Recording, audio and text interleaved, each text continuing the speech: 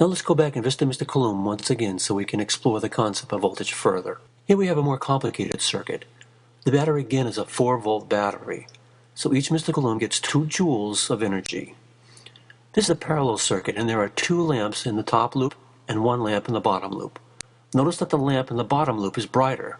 Why? Let's look at each Mr. Coulomb as they go through the bottom lamp. They are all giving all 4 joules of energy to the lamp. After this lamp, they return back to the battery.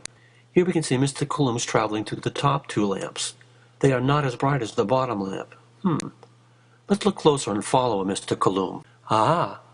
We can see that in the top branch that because there are 2 lamps, Mr. Coulomb shares the 4 joules of energy he has between them, whereas Mr. Coulombs that travel through the bottom lamp only meet that lamp, and so give all 4 of their joules to it.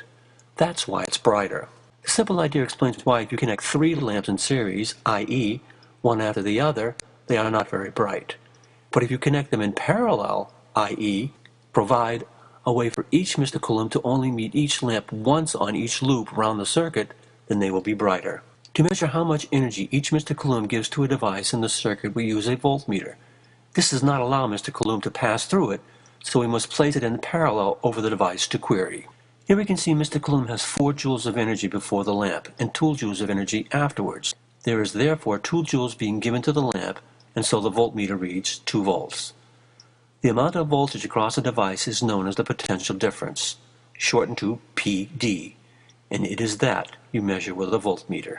Here we can see that if we place our voltmeter across each lamp in turn, that the potential difference is a 2 volt for each lamp. This is why they are all equal brightness. Let's look at the parallel circuit below. Let's look at the parallel circuit now. In the parallel circuit, if we place the voltmeter across each lamp, we see that all the lamps have the same potential difference, and that this is the potential difference across the battery. This concept of voltage around a loop in the circuit adding up to the supplied voltage is known as Kirchhoff's second law.